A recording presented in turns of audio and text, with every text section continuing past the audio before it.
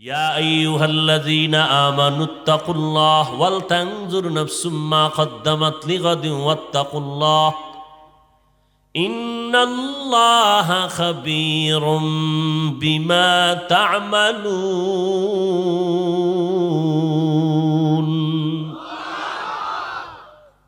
আপনি দুনিয়ার জমিনে যা কামাই করবেন কবরে গিয়ে তার ফলাফল পাবেন। নামাজ পড়েন নাই, কবরে গেলে নামাজের ফল পাবেন না। রোজা রাখেন নাই, পরকালে রোজার ফলাফল পাবেন না। অতএব পরকালে কি আপনি নিতে চান কামাই করে, সেটা এখান থেকে আপনাকে অর্জন করতে হবে। বুকিং দিতে হবে এখান থেকে বুকিং দিলে এরপরে আপনার মূল জায়গায় গিয়ে সব পাবেন। আপনি এখান থেকে বুকিং দিবেন না, তাহলে আপনি অন্য জায়গায় গিয়ে এগুলো পাবেন না। সৌদি আরবে গেছেন, ওমরায় গেছেন, ওখান থেকে আপনি মাল সামানা সব নামটাম লেখা হারায় যাইতে পারে, নাম লেখছেন, নাম্বার দিছেন, পাসওয়ার্ড দিছেন, দিয়া সিল টিল মাইরা বুকিংয়ে ঢুকাইয়া দিছেন। বাস, ওটার সাথে আর আপনার কোনো সম্পর্ক নাই। ঢাকা এয়ারপোর্টে নেমে বেল্টে গিয়ে দাঁড়াবেন, হাজারো মানুষের জিনিসপত্র আছে, আপনার নাম লেখা জিনিসটা বেছে আপনি নিয়ে নেবেন। বুকিং দেন নাই, আপনি চাইলেও ওখানে আর পাবেন না। এর মধ্যে আবার ভয় আছে চুরি টুরি হয়ে যাইতে পারে। এজন্য ঠিক আখেরাতে আপনি আল্লাহর আদালতে দাঁড়াবার ক্ষেত্রে এখান থেকে বুকিং দেন, যা দিবেন তাই পাবেন। তবে আবার বুকিং দিতে গিয়া সাবধান খেয়াল রাখতে হইব যে চুরি টুরি হয়ে গেল। নামাজ পড়তেছি ঠিকই, কিন্তু এখানে আমাকে শয়তান ধোকা দিয়া নামাজটা ডিভাইডেড করে ফেলছে। আল্লাহর জন্য হচ্ছে না, মানুষকে দেখানোর জন্য হচ্ছে। দান করতেছি মানুষ যেন আমাকে সম্মান করে, মারহাবা দেয়, আল্লাহর জন্য করি না। তাহলে এই যদি হয় হালাত, তাহলে এর সওয়াব আখেরাতে পাওয়া যাবে না। অতএব খুব সতর্ক, সাবধান। সাহায্য চাইব কেন, এটা হলো 1 নম্বর কথা। 2 নম্বরে সাহায্য কার থেকে চাইব, 3 নম্বর কোন সিস্টেমে চাইব। আল্লাহ কোরআনে বলেন, আমি মানুষ সৃষ্টি করেছি খুবই দুর্বল করে। অখলিকাল ইনসানু যায়ীফা, আমি মানুষ বড় দুর্বল করে সৃষ্টি করেছি। মানুষ এতটাই দুর্বল, আমাদের জন্মের সৃষ্টির পদার্থটাও দুর্বল, নরম। ইকরা বিসমি রাব্বিকাল্লাযী খালাক, খালাকাল ইনসানা মিন আলাক। জমাট রক্ত থেকে আমাদের সৃষ্টি হয়েছে। আল্লাহ আর এক আয়াতে বলেন, এই দুনিয়ার মানুষ, আমি তোমাকে মাটির থেকে এবং নাপাক পানির মিশ্রণে সৃষ্টি করেছি। হাল আতা আলাল ইনসানি হিনুম মিনাদ দাহরি লাম ইয়াকুন শাইআম মাযকুরা ইন্না খালাকনাল ইনসানা মিন নুতফাতিন আমশাজিন নাবতালিহ ফাজআলনাহু সামিআম বাসীরা। দুনিয়া বড় কঠিন। আল্লাহ এক নরম নাপাক পানির থেকে আমাদের সৃষ্টি করেছেন। দুনিয়াটা বড় পরীক্ষার হল, এখানে থেকেই জান্নাত কামাই করবা। সাবধান, তুমি কামাই কেমনে করবা, দুনিয়ার পরিবেশটা বড় নাপাক, তুমি জন্মগত বড় দুর্বল, কেমনে তুমি জান্নাতের পথে আগাইবা তুমি তো চিনো না। বড় কঠিন। আল্লাহ আমাকে আপনাকে দুর্বল করে বানাইছেন। কেমন দুর্বল? এক কথায় জবাব, জমিন ও আসমানের মধ্যে মানুষের মতো আল্লাহ আর কোনো প্রাণী বানান নাই মানুষের মতো দুর্বল করে। মানুষ এতটাই দুর্বল, একটা পিপিলিকার কাছেও আমরা দুর্বল, একটা মশার কাছেও আমরা দুর্বল। মানুষের বানানো হাতে 2 টাকা দামের একটা ব্লেটের কাছেও আমরা বড় দুর্বল। এই মাউথ বানাইছে মানুষ, স্টান বানাইছে মানুষ, কিন্তু এটার কাছে এই মানুষটাই দুর্বল। বিল্ডিং বানায় রাজমিস্ত্রি, আবার ওই ইটের বাড়ি খাইয়াই মরে যায়, বিল্ডিং এর তলে পড়ে মানুষ মরে যায়। আমরা বড়ই দুর্বল, খানার বেলায় দুর্বল, ঘুমের বেলায় দুর্বল, মেধার বেলায় দুর্বল, দুনিয়ার লাইনেও দুর্বল, আখেরাতের লাইনেও দুর্বল। পুরা দুর্বলতার চাদরে আমরা আবৃত, কিন্তু আমগো সম্মান সবার উপরে। ওয়ালাকাদ কাররামনা বানি আদম ওয়া হামালনাহুম ফিল বাররি ওয়াল বাহরি ওয়া রাযাকনাহুম মিনাত তাইয়্যিবাত ওয়া ফাদ্দালনাহুম আলা কাসীরিম মিম্মান খালাকনা তাফদীলা। বনি আদম বড় দামি, কেমন শ্রেষ্ঠ! আল্লাহ এদের জমিনে চলার মতো ব্যবস্থা করলেন, রাস্তার আয়োজন করলেন। পানির মধ্যে কেমনে চলবা আল্লাহ পাক বাহনের ব্যবস্থা করে দিলেন। আল্লাহ পৃথিবীর মধ্যে শ্রেষ্ঠ রিজিকের ব্যবস্থা করলেন মানুষের জন্য। কুকুরের পেট আছে, ক্ষুধা আছে, খানাও দেয় আমার আল্লাহ। গরুর পেট আছে, ক্ষুধা আছে, খানার ব্যবস্থা করেছেন আমার আল্লাহ। মানুষের পেট আছে, ক্ষুধা আছে, খানার আয়োজন করেছেন আল্লাহ। কিন্তু গরুর খানা মানুষের জন্য না, মানুষের জন্য আল্লাহ জমিনের মধ্যে যত রিজিক আছে, খানা আছে, এর মধ্যে শ্রেষ্ঠ পিওর খানা আল্লাহ মানুষের জন্য বানাইছেন। মানুষ ওই খানাটা খাবে, খাওয়ার আগে দোয়া পড়ে খাইবা, হালাল খানা খাইবা। ওই খানার দ্বারা তোমার শরীরের ভিটামিনটা বেড়ে যাবে, শরীর তাজা হবে। তবে এই তাজা দিয়া অহংকারী হওয়া যাবে না, এক সময় আবার জোয়ারের ঘরে ভাটা লেগে যাবে, একদিন তুমি দুর্বল হয়ে যাইবা। আজকে যৌবনের চাহিদার তাড়নায় পড়ে হুজুর পছন্দ করো না, যৌবনের পাওয়ার দেখাইয়া মা বাবার সাথে বেয়াদুবি, আলেমদের কথা ভাল লাগে না, আল্লাহর কথা ভালো লাগে না। এমন একটা দিন আসবে রে বাবা, তোমার দাদার দিয়ে তাকায়া দেখো, তোমার মতো যৌবন ছিল, শক্তি ছিল, এখন লাঠি ছাড়া তোমার দাদায় চলতে পারে না, এতটাই দুর্বল। বেঁচে থাকলে তুমি এভাবে দুর্বল হবা। আর এই যৌবনের চরম শক্তির সামনেও জ্যান্ত আমি দুর্বল। একটা সাপ সামনে আসলে জাগাত, যদি হাড় দুর্বল হয় তো জায়গায় শেষ। একটা বাঘ সামনে এসে গেলে আমি দুর্বল। তাহলে আমার যৌবনের শক্তিটার পাওয়ার নিয়েও আমি দুর্বল। পৃথিবীর বড় বড় সমুদ্র, নীল সাগর, বড় বড় সমুদ্রে নীল তিমি আছে। এক একটা নীল তিমির প্রতিদিনের খাদ্য তালিকায় লেখা 1000 কেজি চিংড়ি মাছ। কয় হাজার? এরকম নীল তিমি কি একটা আছে? অনেকগুলো। কে খাওয়ায়? ওই নীল তিমি দামি না আমরা দামি? আমরা কেন খানায় কষ্ট পাই? কহে কাফ, সি মোর্গ নামের একটা প্রাণী, যার প্রতিদিনের খানার তালিকা 40টা মোটা তাজা হাতি। কয়টা? 40। কে খাওয়ায়? সকালবেলা পাখি ডানা মেলে শূন্য জায়গায় উড়তে থাকে, মহাশূন্য খালি জায়গায় ঘুরতেছে। সন্ধ্যাবেলা পাখিটা নিজের পেট ভরে বাচ্চার খানা নিয়ে বাসায় হাজির হয়ে গেছে। চিন্তা করছেন আল্লাহ কেমন? কাউয়া চিনেননি? কাউয়া কথা বলেন না কেন?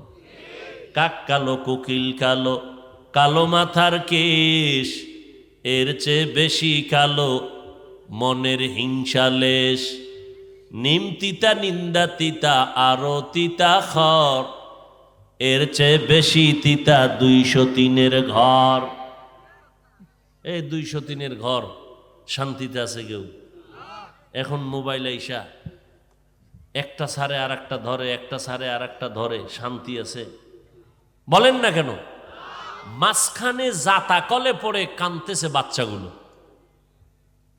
নির্লজ্জ বেহায়া মানুষ।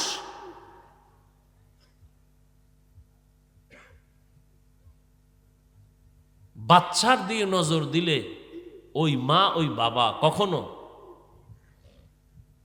জুলুম করতে পারে না। কয়দিন এই যে বাহাদুরি করতেছি, এই যুবকেরা,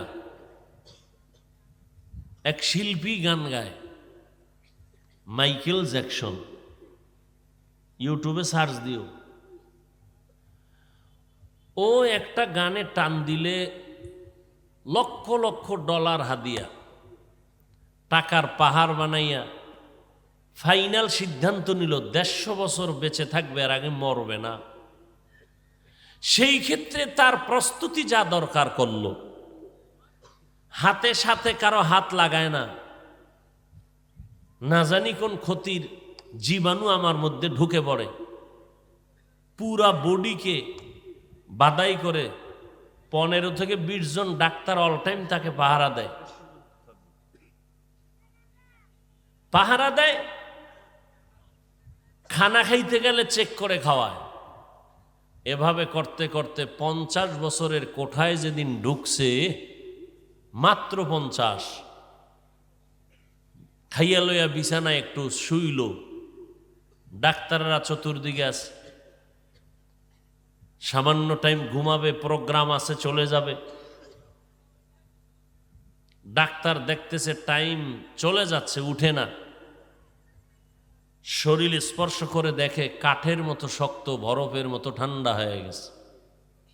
ডাক্তার বলে চিৎকার দিয়া, শেষ, মাইকেলের জিন্দেগি বরবাদ, 150 বছরের আগে মরবে না, মাত্র 50-এই কাইত হয়ে গেল। ওই মাইকেলের জন্য কি পরিমাণ যুবক যুবতীরা গোটা পৃথিবীর মধ্যে পাগল, আশেক। এই তো জিন্দেগি। এখানে বসে আছো, আজ বাসায় যাওয়ার গ্যারান্টি আছে কি? নাই। কোনো বাহাদুরি চলে না। এক জায়গায় গেছি, মোনাজাতের আগে বলতেছে, ওয়াজে আসতেছিলাম আমরা একটা গ্রুপ, 2 যুবক আসার পথে গাড়ি অ্যাক্সিডেন্ট হয়ে মরে গেছে জাগাত। মোনাজাত দিয়া বাড়ি যাওয়ার সময় একজন নাই। এই তো। আল্লাহ সবাইকে হেদায়াত দান করুন। চিন্তাও করি না, ঘুমের মধ্যে মানুষ মরেনি আপনাদের জানা মতে? আপনি ঘুমাননি তো ঘুমের আগে চিন্তা করেন, যদি এই ঘুমেই যদি আমার ঘুমটা শেষ ঘুম হয়, আজরাইল যদি এসেই যায়, আম্মাজান এসে ডাকবে, উঠো, আর উঠবো না, হাত দিয়া শরীরে দেখবে বুড়া শক্ত, চিৎকার দিয়া বলবে আমার ছেলে নেই। আল্লাহ হেদায়াত দান করে। কি করলেন এই জিন্দেগি? আপনি তো মানুষ, আমার থেকে কিছু উপকার মানুষ পাবে। কি করলেন এই জিন্দেগির মধ্যে? পারছেন কারো উপকার করতে? না ক্ষতিই করলেন জীবনভর। সবার বরদোয়া নিলেন, দোয়া নেওয়ার কোনো কাজ করতে পারলেন না। আপনি মানুষ। ইয়া আইয়ুহাল্লাযীনা আমানুস্তাঈনু বিস-সাবরি ওয়াস-সালাহ। এই মুমিনের দল, সাহায্য প্রার্থনা করো। কেন? তোমরা দুর্বল। খানার বেলায় দুর্বল তোমরা, ঘুমের বেলায় দুর্বল, হাঁটার বেলায় দুর্বল। এই দুর্বলতা নিয়ে যদি সামনে তুমি আগাইতে চাও, তুমি আগাইতে পারবা না। কারণ তুমি একদিকে দুর্বল, অপরদিকে তোমার পিছনে 3 দল শয়তান তোমারে টানতেছে, জাহান্নামে নিবে, ক্ষতির মধ্যে ফেলবে। একদল শয়তান তোমার বডির ভিতরে আছে, নফস শয়তান।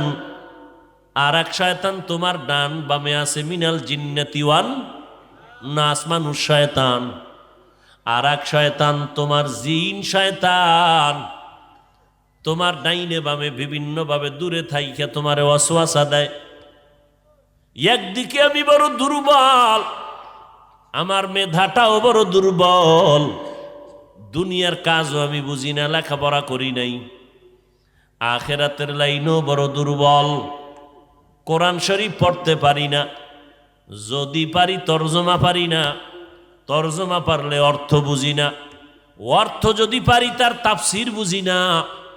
এখন আমি এতটাই দুর্বল, এই দুর্বলতাকে ঠিক রেখা জান্নাতের পথে যদি আগাইতে চাও, অন্যের সাহায্য ছাড়া আগাইতে পারবা না। পিছনে শয়তান আমাকে টানতেছে, এই জন্য সামনে আগাইতে হবে। জান্নাত আমার টার্গেট, মালিকের সাথে আমার মোলাকাত আমার উদ্দেশ্য। কিন্তু এই দুনিয়ার পরিবেশটা বড় খারাপ। মসজিদে যতক্ষণ আসি মনে হয় যেন একটু বেহেশতের বাগানে আছি, বাইরে নামলেই মনে হয় জাহান্নামের ময়দানে আছি। যেদিকেই চোখটা ঘুরাই বেগানাদের আড্ডা আর নজর, গুনাহের কারণে আমার কান না পাক, চোখ না পাক। যেই মসজিদ হলো সৃষ্টির শ্রেষ্ঠ জায়গা, এখন ওখানে যাইয়াও শান্তি নাই। আল্লাহর ঘর মসজিদে গিয়াও আল্লাহর বান্দারা মোবাইল নিয়ে ব্যস্ত হয়ে যায়, ছবি তুলে এটা সেটা করে। পৃথিবীর মধ্যে শ্রেষ্ঠ ঘর হলো বাইতুল্লাহ, মক্কা। ওই জায়গায় মানুষ কত কষ্ট করে টাকা ব্যয় করে চলে যায় হজ করার জন্য। কপাল পরা মুসলমান, ওইখানে গিয়াও মানুষ কান্দা দিশা পায় না, কিন্তু কপাল পরারা মোবাইল নিয়ে ছবি তোলার জন্য ব্যস্ত। কানবে কোন সময়? মদিনাতুল মুনাওয়ারা রওজা মোবারকের কিনারায় ঢুকলাম জিয়ারতের জন্য, মোবাইলওয়ালাদের জন্য না পারি কান্না করতে, না পারি একটু একাগ্রতার সাথে দরুদ ও সালাম পড়তে। ডানে বামে অল টাইম মোবাইলের এতটাই আক্রমণ, মোবাইলের কারণে মানুষের মন মানসিকতা নষ্ট হয়ে যায়। যারা একটু নীরবে আমল করবে তাও পারে না। এরে যুবক আল্লাহর গোলাম, দুর্বলতা নিয়ে যদি আগাইতে চাও, একা একা সম্ভব না। অন্যের সাহায্য নাও, তবে অন্যের সাহায্য তুমি কার থেকে নিবা? যার মধ্যে তিনটা দুর্বলতা নাই, এমন একজন থেকে সাহায্য নাও। এক নাম্বার, যার ভেতরে স্বার্থ নাই, তার কাছে তুমি চাইলেই পাইবা। আর একটা শর্ত, যার মধ্যে কোনো অভাব নাই। যার অভাব নাই তার কাছে তুমি সাহায্য চাইলে পাইবা। আর যার পিছনে টান নাই, এমন এক ব্যক্তির কাছে চাইলে পাইবা। কিন্তু বাংলার জমিন সহ সারা দুনিয়ার মধ্যে একজন মানুষ পাওয়া যাবে না যার স্বার্থ নাই। আসেনি আপনাদের জানা মতে দুই একজন স্বার্থ ছাড়া? কোনো ফিসাব কথা বলেন না কেন? কোনো ফির আছে যে আমার কোনো স্বার্থ নেই? আছে? বরং মুরিদেরটা খাইয়া পিসাবের পেট মোবারক বিশাল, মুরিদের টাকা দিয়ে নিজে অট্টালিকা বানায়, এরম ফির আছে না নাই? তাহলে স্বার্থ ছাড়া কোনো মানুষ দুনিয়াতে নাই। হ্যাঁ, আমি খুঁজে দুইজন পেয়েছিলাম। কয়জন? দুইজন।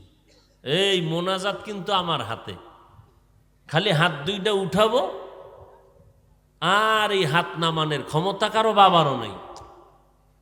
হাত দুইটা উঠাইলে শেষ।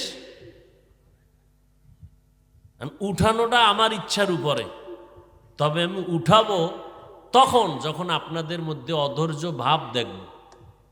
আর যদি দেখি ধৈর্যের সাথে আসেন, আল্লাহ কথা যতক্ষণ বলাবেন চেষ্টা করবো আর একটু আগাইতে। আর যদি উঠা বসা করেন, আর দেরি করবো না, হাত উঠাই দিন। কারণ যার শয়তানে ধরে কাম থুইয়া আকাম করে, বুঝেন না? যে মদ খাইয়া মজা পায়, মদের বিরুদ্ধের বয়ান শুনতে চায় না। কোন বয়ান করলে এই জাতি ঠিক হবে? আমার রসুল পিওর বয়ান করছে, আবু জাহিল্লারে লাইন করতে পারে না। হাতের মুষ্টিতে পাথর নিয়ে এই মুহাম্মদ সাল্লাল্লাহু, আমার হাতে কি আছে বলতে পারো? বললে কি হবে? এখন কালেমা পড়ুম, নবী তোমারে মাইনেই নেব, তুমি রসুল। নবী আমি জানি না তোমার হাতে কি আছে। কেন জানো না? আমি তো গায়েব জানি না, গায়েবের মালিককে। তবে আমি বলতে পারি, এই হাতের মুষ্টিতে যা আসো, তোরা একটু আওয়াজ দে। বলতে দেরি হাতের মুষ্টির পাথরগুলো কালেমায় শাহাদাত পড়া শুরু করলো। আবু জাহেল্লা পাথর দি ফালায় দিয়া মাটিত কয়, মোহাম্মদ তুই বড় জাদুকর। তো হেদায়েত আছে?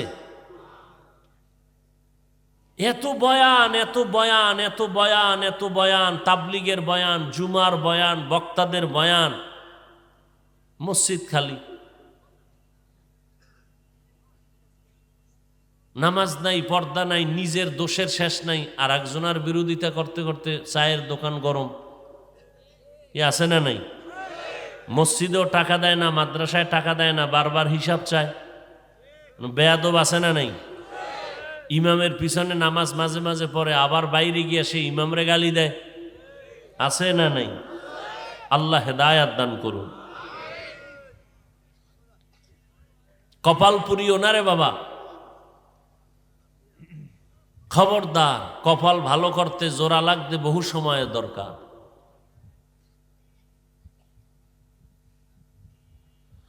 আল্লাহ, অতএব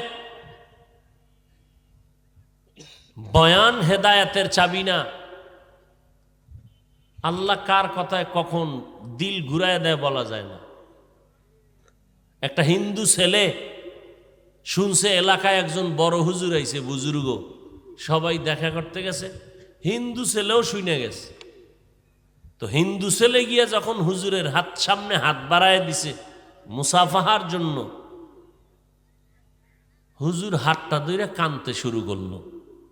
ছেলেটা ভয় পেয়ে গেছে, কোনো বেদবি করলাম নি, সালাম দিলাম, একটু হ্যান্ডশেক করলাম, হুজুর কাঁদতেছেন কেন? আল্লাহর কুদরত দেখে কান্দি। বলে কি? এত সুন্দর তোমার চেহারা, আল্লাহ কেমনে জাহান্নামের আগুনে জ্বালাবেন তোমাকে। বাস এক কথায় দিলের পরিবর্তন শুরু। যুবক এই কথা শুনে বাড়ি গেছে, বাড়ি যে হুজুরের ওই কথা ভাবতেছে, কি কইল হুজুরে, আমারে জাহান্নামের আগুনে জ্বালার, জাহান্নাম তো অনেক পরে, দুনিয়াতেই তো আমি মরলে আগুনে জ্বালাবো। দৌড় হুজুরের কাছে গিয়ে কয়, হুজুর মরণ তো একবারই হবে। বলে হ্যাঁ, তো ঠিক আছে, আমাকে আপনি কালেমা পড়ায় মুসলমান বানায় দেন। হেদায়াত বড় কঠিন। ও যুবকেরা, আমিও মানুষ, আমিও মুসলমান, আপনারাও মুসলমান। আপনার আল্লাহ আমার আল্লাহ কি দুইজন না একজন? সবাই একমত নাকি কারো দুইজন আছে? আপনার কোরআন আমার কোরআন, আপনার আল্লাহ আমার আল্লাহ, আপনার নবী আমার নবী এক, আপনার ধর্ম আমার ধর্ম এক, আপনি আমি দুনিয়াতে আসছি তাও এক। বিদায় বেলা আপনার আমার কাফন হবে, কালারও হবে, সংখ্যা 3 হবে, তাও এক। আমি বক্তা হিসাবে আমার জন্য একটা কাফন কেউ বাড়াইয়া দিবে না, আমার শ্রোতা গরিব হওয়ার কারণে কেউ একটা কাফন কমাইয়াও দিবে না। রিক্সার ড্রাইভার গরিব, কাফন একটা কমাবেও না।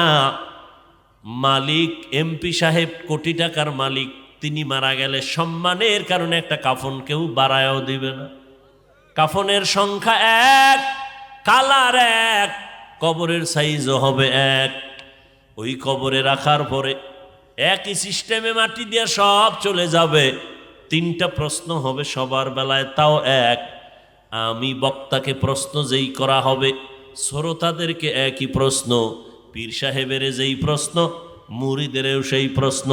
ধনী গরিব কোনো ভেদাভেদ নাই, সবার বেলায় 3টা প্রশ্ন। রবের পরিচয় দাও, ধর্মের পরিচয় দাও, রাহমাতুল লিল আলামিনের পরিচয় দাও। 3 প্রশ্ন সবার বেলায় সমান। এখন না আমি ভাব নিয়ে আছি আমি বড় বক্তা, বড় মুফতি সাহেব, বড় প্রিন্সিপাল, না। সাদা কাফনে ঢুকলে সব বাহাদুরি শেষ। নাকি কাফনে লেখা থাকবে বড় হুজুরের লাশ, লেখা থাকবে এমপি সাহেবের লাশ। কাফনে ঢুকছে, কোনটা রিক্সার ড্রাইভারের লাশ, কোনটা বড় লোকের লাশ, ভেদাভেদ নাই, সব একাকার। প্রশ্ন সবার বেলায় এক, জবাব দিলে শান্তি না হয়, পিডা এখানেই শুরু। আল্লাহর কোরআনকে অস্বীকার করার সুযোগ নাই।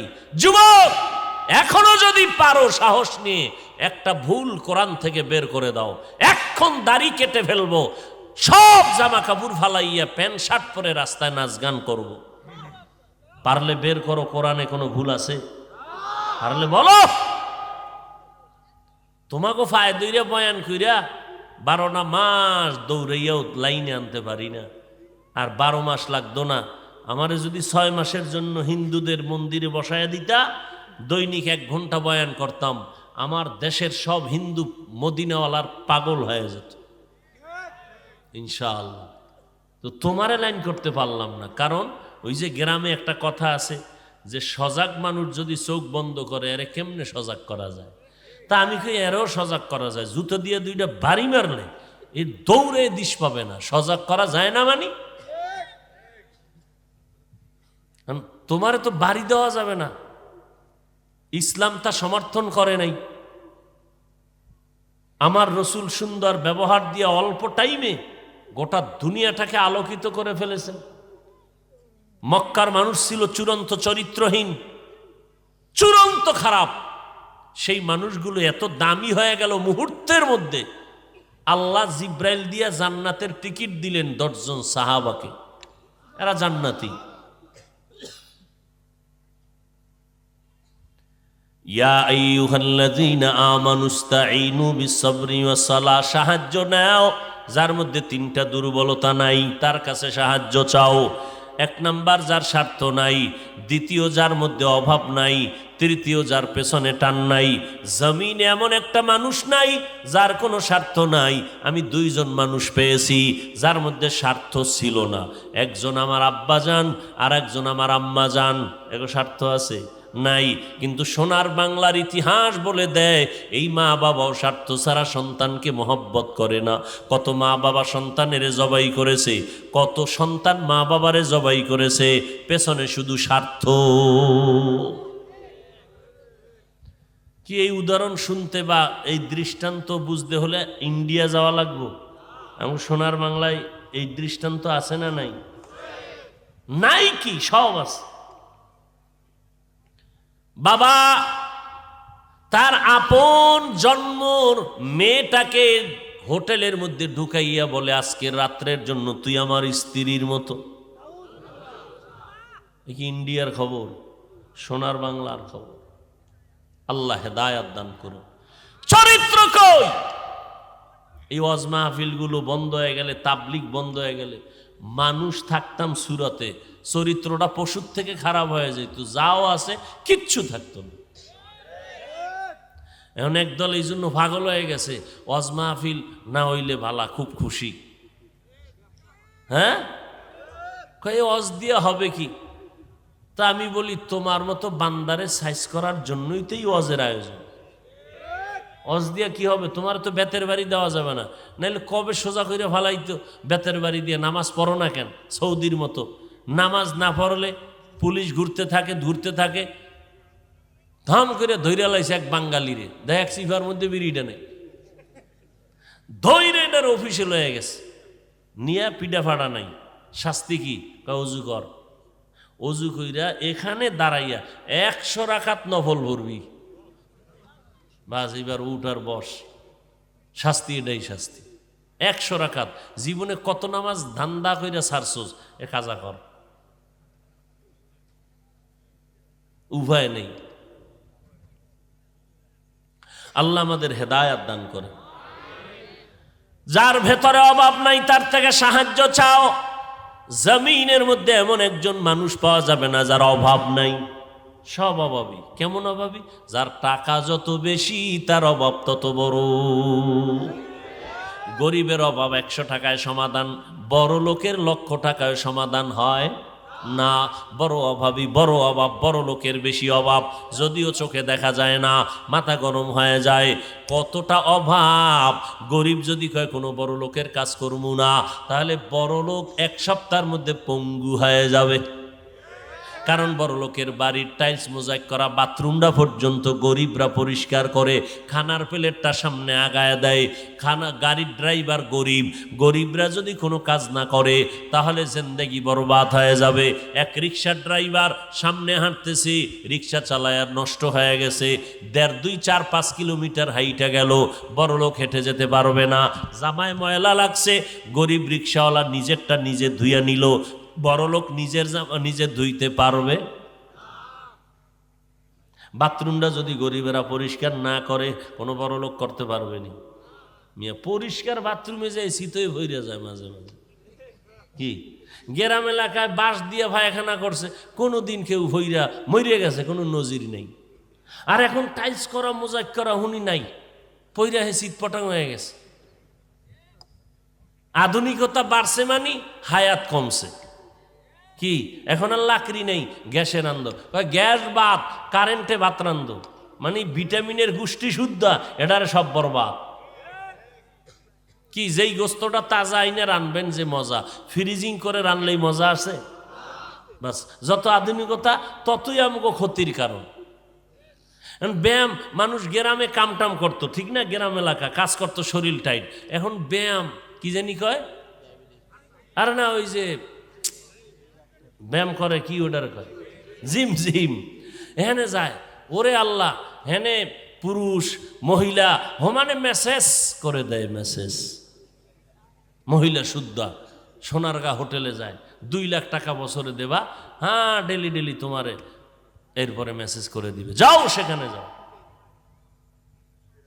কত আধুনিক।